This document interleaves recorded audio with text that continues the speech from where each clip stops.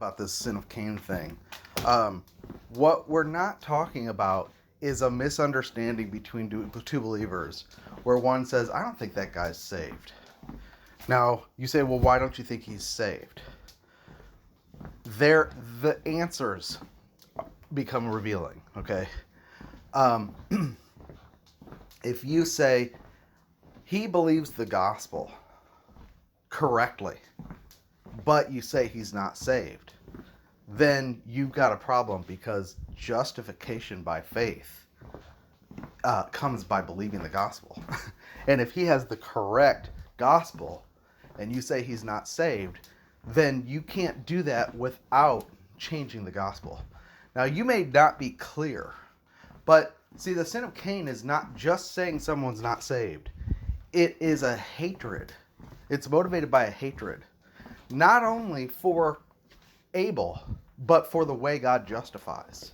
It is a refusal to acknowledge that God justifies by faith in the blood, and that the offering of blood is what makes someone acceptable to God.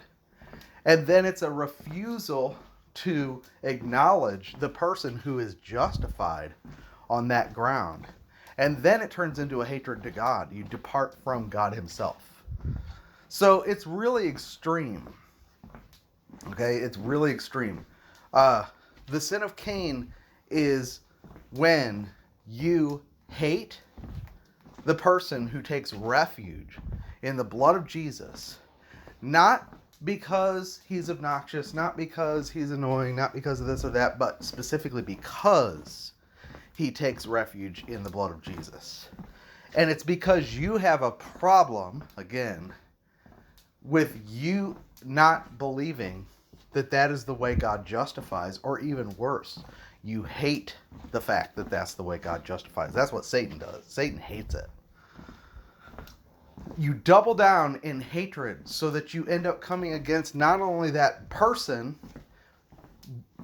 but the people who are justified by faith and the message that justifies them. Somebody gave an example saying, hey, I know two brothers. One says the other isn't saved, but they're both born again. I don't know what the situation is. It has to unfold. Eventually, though, the person who... somebody's got to get clear on whether or not someone is saved by believing the gospel or not. And I know there's some things going on in the community where there are theological nuances being ironed out, where someone's saying, no, you're doubling down and you are showing that you are unsaved. And I would almost never go so far as to say someone's unsaved. But I can say you are showing that you've got problems with your understanding of the gospel, which everybody does to a certain extent at some point, you know. First we were unbelievers, and then we had to weed through, once we did believe, a sea of theological mess. But again, the sin of Cain it's got a hatred attached to it. And it is an absolute refusal with full knowledge of what that person believes, to acknowledge that that belief in the blood of Jesus Christ justifies them. And then they start changing the gospel and saying, well, you know, you didn't really believe with your heart. You didn't really believe. And it's a campaign, man. It's not. We are not talking about a confusion between two brothers. We are talking about hatred with full knowledge that this is what that person believes, and I hate them because they believe it.